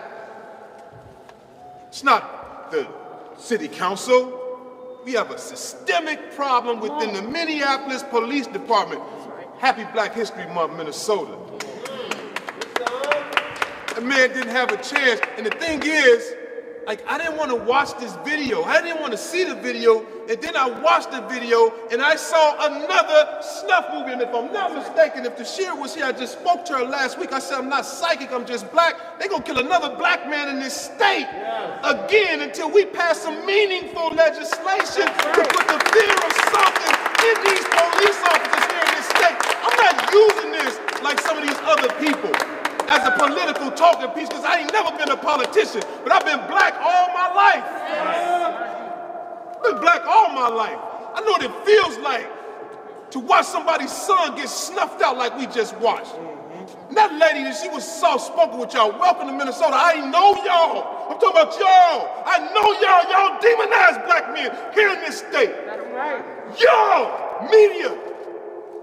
I'm not in a battle. Next time I hear one of y'all say, in battle, John Thompson, I'm going to call you personal. I'm not in battle. I'm a black man. I watched my black friend be murdered in 2016. Then I watched another black man be murdered in 2017. I watched another black man be murdered in 2018, 19, 20, 21, and 22. Am I crazy? Am I crazy? I'm not anti-nothing, so stop calling me Antifa. I'm anti-bullshit, and y'all can stop selling that in the media. Y'all can stop selling that in the media. I demand that some of you media outlets step down from your position because you've been demonizing black men in this state. And if the lady hadn't said that, y'all still be calling that man a suspect, like you call Philando Castile a suspect. This ain't new. What happened to that young man yesterday? That day before yesterday wasn't new. That happened to Fred Hampton Jr. in Chicago. It's a fact. These white supremacist tactics ain't changed, just the faces. I'm sorry about my brash delivery, but it keeps happening. I'm sorry about my brash delivery, but it keeps happening. It's gonna happen to your son. Just like it happened to Justine DeMond, it's gonna happen to your grandson. I'm gonna be standing right here with you. I'm not gonna be in battle, John Thompson. I'm gonna be the man that told you. Say that. I'm gonna be the man that told you, one of you white folks out here in this crowd, it's gonna happen to one of your sons here in this state. And I'm gonna be right here with you. That's right. Pardon my brash delivery, but I'm sick of watching snuff movies. I'm sick of city council members and mayors and politicians playing like we not seeing what we seeing. They said the same thing about Rodney King. My heart goes out to anybody who believes that we can reform this and want to work with them, but every time we try to work with these people, I'll give you an example of what I'm saying. When we try to pass meaningful legislation, our legislators say the Chiefs Association won't go for that. That's what they say. The union won't go for that, but the union and the Chiefs Association and the Sheriff's Association, they're our problem. I know you want to protect your office, but we want to protect our people. That's right. I know you want to protect us, but we want to protect our people from officers that mean us no good in our community.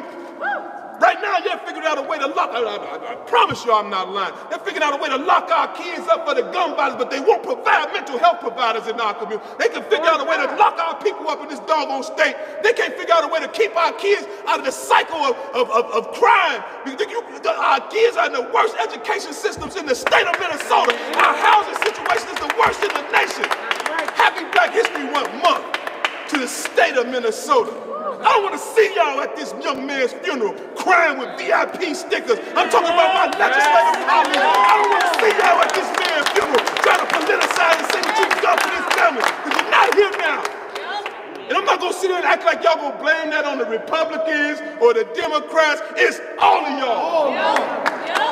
It's all of y'all. We can say that two birds, two wings are the same bird. Because this stuff been happening for as long as I've been black. As long as I had feet to walk with, this has been happening to black men across this state. And the media, y'all been doing the same thing y'all been doing as long as I've been black. You did it to Martin Luther King. You did it to Fred Hampton Jr. You did it to every civil right. You did it to Nakeem Levy Pounds, Marquise Armstrong. Everybody that stand up and said we're sick and tired of this, you try to demonize us in the media. Come on. You're responsible for us being killed in the doggone streets. You promote that our communities are violent. You promote that. Some of the most violent people, get away with crime. I seen the man tear his car up and fold it like a piece of aluminum foil and lie to the investigators. I seen the man that actually shoved in this building right here. Come on. I see y'all don't report that every day.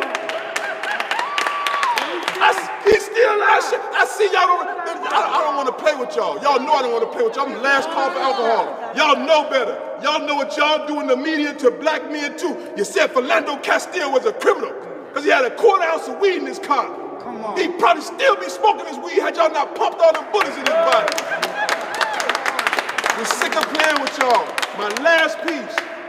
Our Republican colleagues in the House proposed $68 million. $68 million is what they asked for to invest in policing. Hell no. And police officers. We want a refund on our dollars we've been spending here in this state. We want you to invest some of that money into mental health providers, teachers of color, educators of color, jobs and economic development, housing, STEM training. We want you to educate our kids and not incarcerate our kids. Right. I know y'all gonna get me in the media yelling, but I don't give a damn because I'm tired of y'all. Y'all faces ain't changed. Y'all tactics ain't changed. This ain't no different than Brian Gumble. You know what I'm talking about? I've been black all my life, so if y'all sick of me telling people stop killing our people. I love y'all. All power to the people.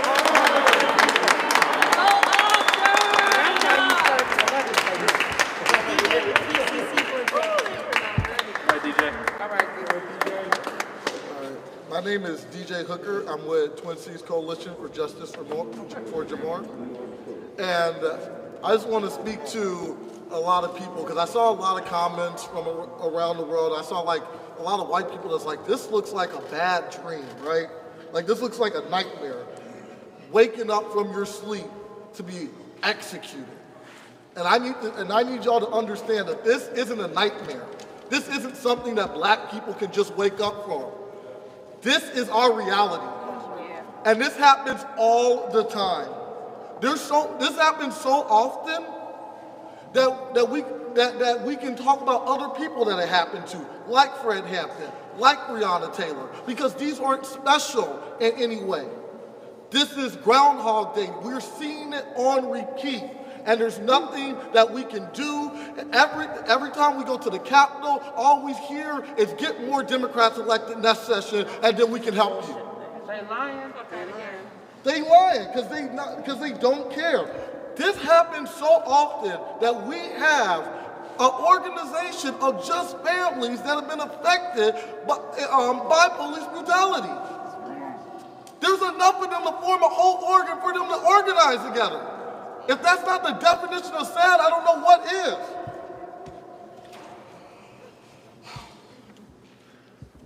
My thing is we're supposed to learn from these scenarios, right? We're supposed to learn and get better. But we're not learning.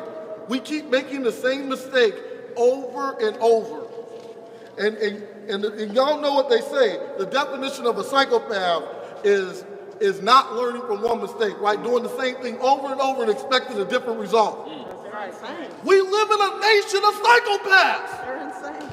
This is absolutely insanity.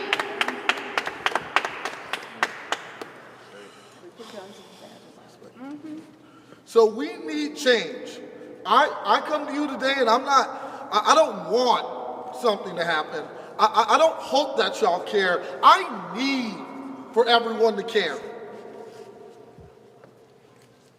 A year and a half ago, we saw a man that was tortured for 9 minutes, over 9 minutes, in broad daylight.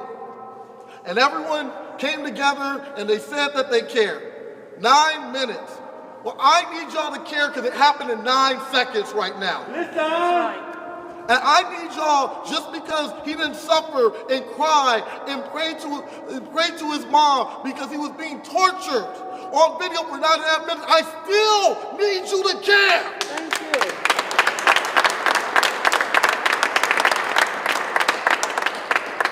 The life of a black man and a black woman keeps getting less and less in this society. That's right. We used to be 3/5. That's what it used to be, right? And now we're just the evaluation of 9 seconds. That's how much our life matters, is that they'll evaluate a situation that they caused by kicking him for 9 seconds before they shoot and kill him. I need my life to be worth more. I need our lives to be worth more. What we need is this cop fired. We need this cop charged. That's right. And we need this cop convicted. We need a ban on no-knock warrants like we asked for before y'all watered it down. That's right. And we need state legislation passed, okay? And because right now we need the politicians, I'm talking to the Republicans, I'm talking to the Democrats, we need them to do their job. That's right. That's right. Because we're doing our job. We're lighting up the streets every time. I'm up on Capitol Hill helping pass legislation. I'm out in the community trying to change and trying to educate the black and brown youth by being a chess coach, by going around teaching the youth how to solve Rubik's Cubes. I'm giving my community the critical thinking skills that they need, and there's nothing I can do if you're gonna bust in at 6:30 in the morning and kick a couch and shoot them. There's nothing I can do to teach them to stop that from happening. I need people to care. I need laws to be changed, and I need something to change. All power to the people. All power to the people. Our next speaker is Leslie Redmond. All right, Leslie.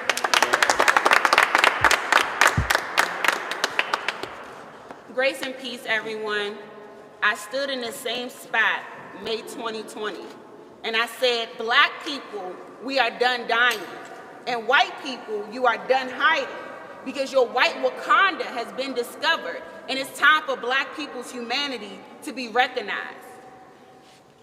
Yet here we are again,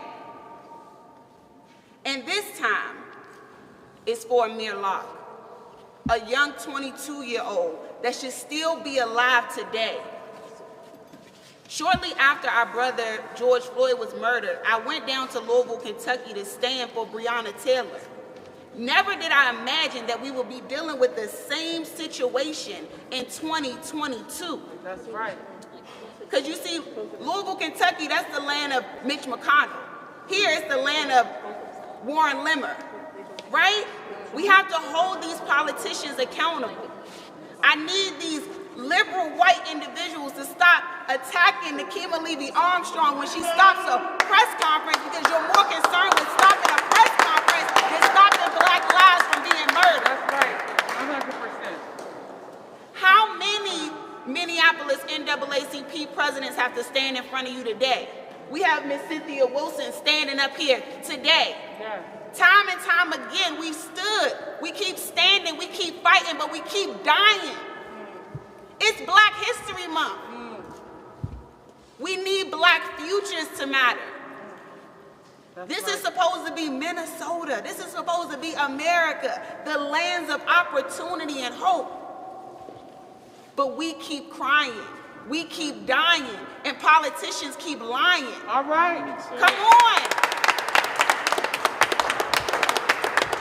Now, when COVID-19 happened, they spent billions and trillions of dollars to figure it out, because it mattered because white people were dying. Right. Where's that same energy? Where are those same resources when black people are being murdered? And reparations now. That's right. Representative John Thompson, he said it's just different cases with the same faces, or the same case with different faces. We saw Chauvin get a little bit. We saw Parter get a little bit, but how many more is it going to take? That's right. This is a systemic issue that we've been crying about for far too long. And you all have the power. We need the churches to stand up. We need schools to stand up. We need politicians to stand up. We need each and every person. Don't just do it in 2020 and then go to sleep and leave the same faces out here to keep fighting the good fight. Chantel Allen been fighting a good fight for far too long. That's right. We all been fighting a fight far too long. I am sick and tired of being sick and tired. I don't want to have to come. When I was walking up here today, I'm like, how many times have I had to walk up here? How many more times will we have to walk up here if you all don't get it right? That's right. It's not as if you all don't have the answers. It's not as if you all don't have the people coming to the table. You keep letting it fall on deaf ears, and you do what you want to do instead of what you're supposed to do, instead of what needs to be done. And then you paint black people who have a voice and black leaders out to be villains. And you demonize us for speaking truth to power. And you make the good Negroes that you want to give the money to and support their businesses and uplift them, and then you plant the bad ones that have to keep holding you accountable. That's right. So I just want to say, black Minnesota, we are done dying, and white Minnesota, you are done hiding because your white Wakanda has been discovered. And what I'm doing is speaking into existence. That's right. Preach it. Because right now we still are dying. Black mothers are still crying. And politicians, y'all are still lying. We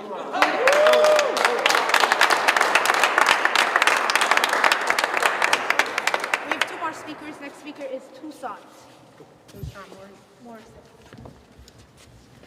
Yesterday, when they showed the body cam footage, our mayor said that it presented more answers, as many answers as it did questions. I don't know what body cam footage you saw. When you saw the video, you had all the answers. It's a young black man woken up, fresh out of sleep, 6:40 in the morning, and then shot.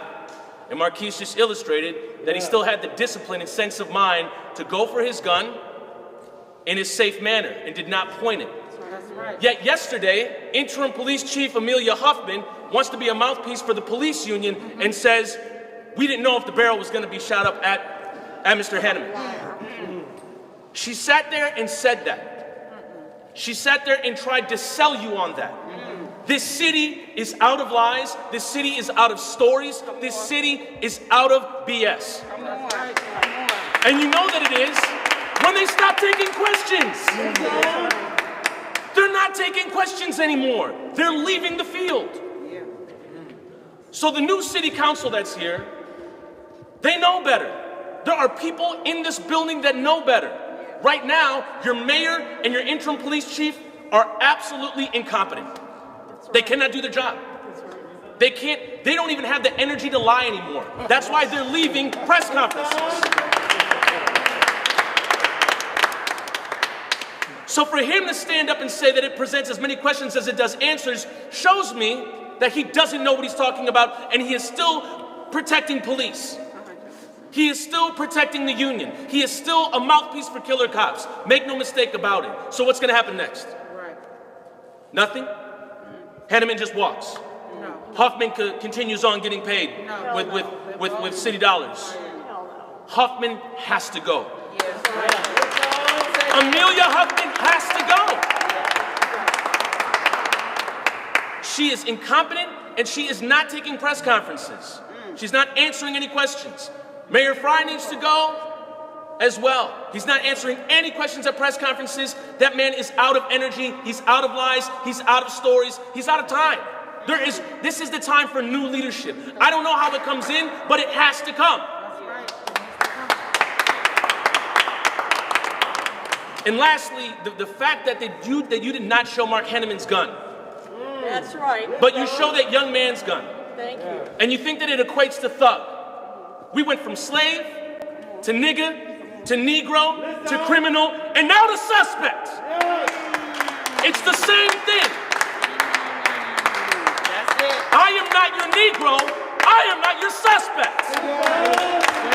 And you want to know who else is not a suspect? Amir Locke. Say his name. Amir Locke. Say his name. Amir Locke. Say his name. Amir Locke. Say his name. Amir Locke. If he's not a suspect, do not write it. That's right. You all know it is as important as what you show as what you don't show. For some of you that went to film school or storytelling class, you know that it is as important what you show as what you don't show. What did you not show about Amir Locke? You didn't show a criminal record because he's not a criminal. But if he had one, you would have shown it. All you had was a gun. A picture of a gun. That's all you had. And bullets. And bullets. But you don't show Mark Henneman on the other side. And why was a secret press conference called anyway upstairs? Right. And didn't invite independent media? How sloppy is that? How disrespectful is that? And this is no shot at anybody, but we know that most of the independent media, as people of color, invite some people of color to the secret press conference upstairs. What are you doing? What are you doing? And at your secret press conference, you can't even hold the lie long enough to not have to skirt the scene. Thank you. These people are incompetent. These people are bad at their job, and we need new leadership. That's right. Say his name. Amir Locke. Say his name. Amir Locke. Say his name. Amir Locke. Say his name. Amir Locke. All power to the people.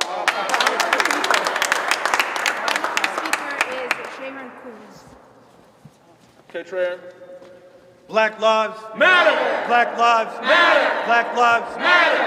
And I want to refer back to the dream that DJ was talking about. We've been living this nightmare or this bad dream for over 400 years where our lives don't matter and we continue to get killed by institutional racism. This warrant, from what I understand, had nothing to do with these, was about property. And so we believe in people over property, and we believe that the city council and our mayor also should have those same values. But right now it seems like they value property more than they do black lives. Yeah, right, they do. They value cops more than community.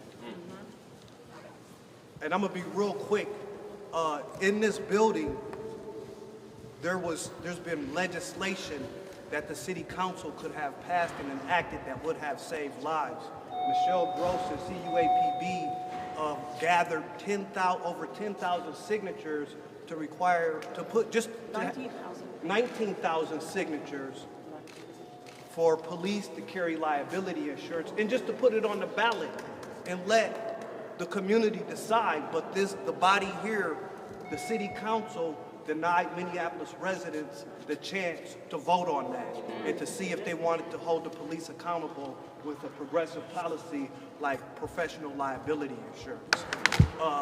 Just like others spoke at the legislature, there has been a legislature last year. There was a lot of bills that were introduced that did not get passed. And if Minnesota is serious about police accountability, they will pass these laws. So we want to see police that carry insurance like doctors carry insurance. They don't want bad drivers on the road. We don't want bad cops on the police force. We want to eliminate the statute of limitations immediately so that we can go back and do an independent investigation into any police-related shooting that has resulted in death over the last 25 years. That's right. That's right. We've been talking about reparations, and we need reparations now. After the last elections, the top two issues were economics and racial justice, and reparations answers both of those questions. There we go. The American Rescue Plan funds that just came down from the Biden administration should deal with how people who have suffered from racial injustice, that money's supposed to go there, but we see a lot of municipalities here in Minnesota want to use that money for something else. So that money could definitely be used for reparations. And when we talk about reparations, we're also talking about cessation, which means stop killing us. We need the police to stop killing us. And we need Minnesota to stop killing us socially, politically, and economically.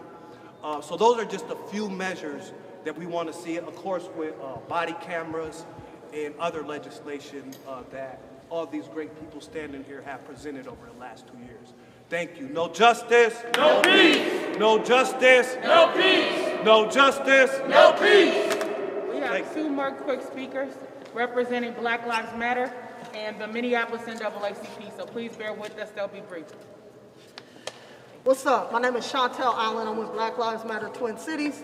I wear many, many hats though.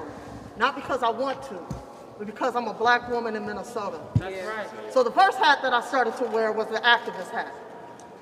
In the 1960s, the Black Panthers demanded 10 points. One of those points was the end to police brutality in the United States. That's right. Yeah. It's 60 years later, and we're still standing here. Yeah. Let that sink in. The other hat I wear is a Black Lives Matter leader. I demand that garbage chief of police be removed. Yeah. Her lack of answers, her lack of transparency, the lies, all of that's gotta go. The police officer needs to be fired immediately. Yeah, that's right. He should no longer collect tax dollars after he's committed such an execution as such, as he did with Amir Locke. Another hat I wear is I'm on the St. Paul School Board. I'm calling on politicians. Stop upholding status quo. Stop operating under this system that tells you that your buddy's word is better than the people. The only time you seem to care about the people is when it's voting time. That has to stop. You are elected into the seat to carry the voice of your constituents, and for the last 7, 8 years, the streets have been yelling Black Lives Matter. Nobody's listening though. So you gotta go. You're either gonna step to the plate and do the work that your constituents are asking you to do, or you will be removed. Another hat that I wear as an educator. This morning I realized Amir Locke was one of my students at Como High School.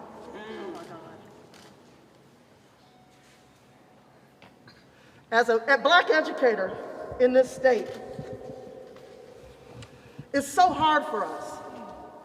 We so want to give our black kids everything that they need to survive. We create what my comrade MK, she's a Vietnamese sister, she talks about maroon spaces.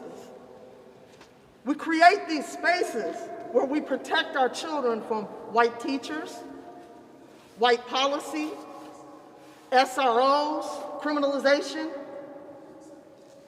and again, the lies that are in the education system that are indoctrinating them to think that they should follow status quo. So we're in these buildings and we're working hard because we don't have the support that we need, trust, to give these young black boys and these young black girls the tools that they need to survive. And every once in a while, we see those ones that we poured into go out and do the right thing. The Philando Castiles of the world. The Amir Locks of the world. And they still get murdered. They're still being murdered. What am I as a black educator supposed to do with that? There comes a point when we have to say, we gotta throw our hands up. But unfortunately, all we can say is, don't shoot. Don't shoot. The legislators have our hands tied. The city council has our hands tied. Half the time, well, no, all the time, the mayor has our hands tied. We have no power. All we can do is say, don't shoot. Yeah, right. This is getting real old. I'm seeing babies born into this world, and as an educator, because I'm not just an educator in the classroom, I feel like I'm a born educator. I look at these children, and I make a vow to them that you will not have to stand in the streets. You will be able to work on your economics. You will be able to build wealth. You will be able to do the things that you love to do. You will not have to stand in the streets day in and day out to demand justice. But what other adult is going to make that choice?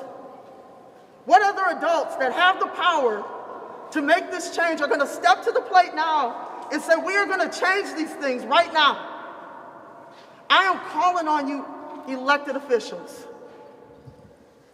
You've got to do something different. Because there's no matter what systems, no matter what we're trying to do, no matter how we try to maneuver the situation, they still kill us. There's no way out of this situation. It's a nightmare, as my man DJ said.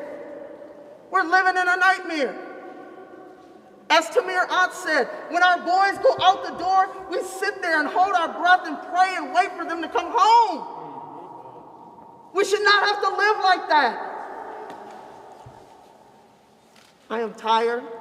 This is old. We need some justice. We need the people that have been elected to do their jobs to do their damn jobs now. We shouldn't have to stand in the streets and yell over and over and over again. Do your damn job. Thank you. Go ahead, Cynthia. Cynthia, go ahead. One more, we have one last speaker, and then we'll do questions. Okay.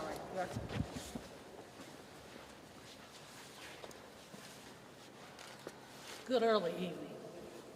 I was here on yesterday, Cynthia Wilson with the Minneapolis NAACP. President-elect. President-elect, thank you. And as I was here yesterday, I was in my emotions. Just getting the information, I was very emotional, thinking about my two sons. But today I'm angry. To get the proper information, I'm angry. And I just want to send a shout out to the family, the Locke family, who was very well represented here today. And for all of the community activists who came out in support of that, that's the village. And it takes a village to raise our babies. That's right. But as I stood over there for 2 hours, I've been here since 2 o'clock. And what we just witnessed with all of the various speakers, you will have been educated today. That's right. Now, what you do with it is up to you. I heard people talking about asking for justice. I heard people saying we're demanding justice. No, we're taking justice. We've asked and we demanded long too long. Now we have to take it. So somebody might be saying, oh my God, that's a threat. What does that look like? Let me leave this with you and I'll be done. If you don't know what it looks like, stay tuned. Because we are tired of talking. And so now our actions have to speak. And hopefully you'll listen. That's right.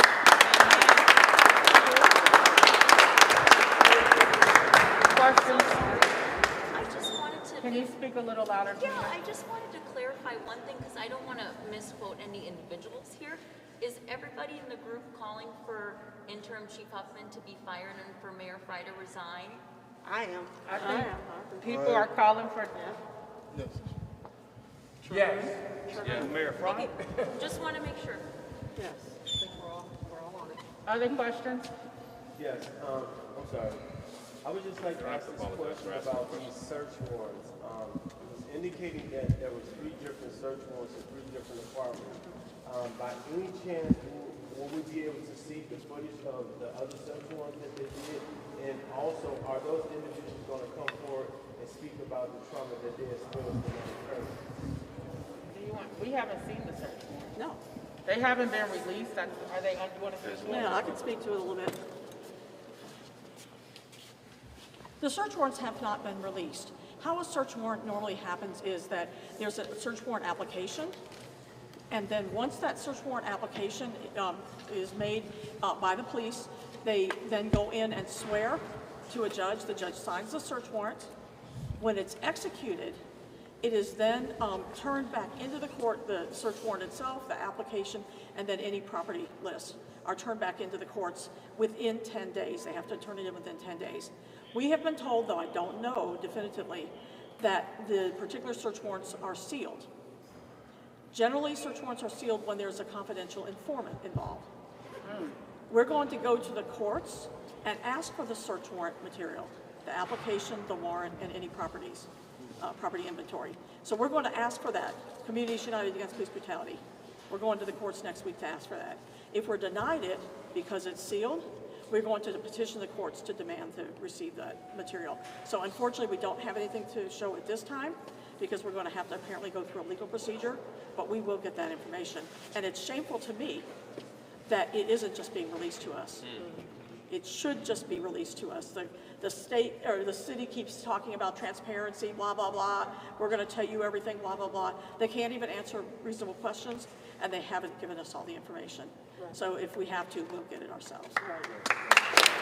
I have a question for Chantel Allen. Chantel, he has a question for you. So I understand that Amir is one of your former students. How comfortable are you with talking about what you remember of him as a high schooler? He was an athlete. That was the year that, for once, we had a St. Paul team that had a good chance of beating the North Polars. And so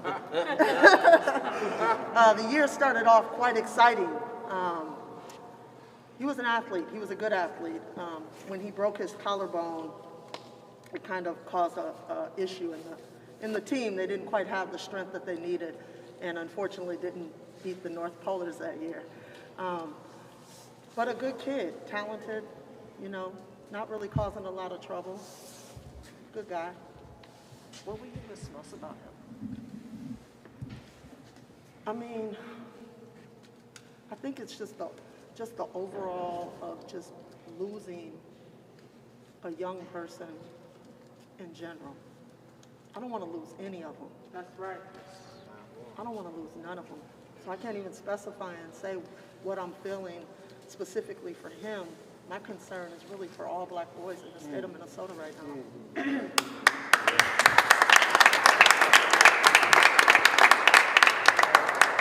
I have a quick question for Marquise Armstrong.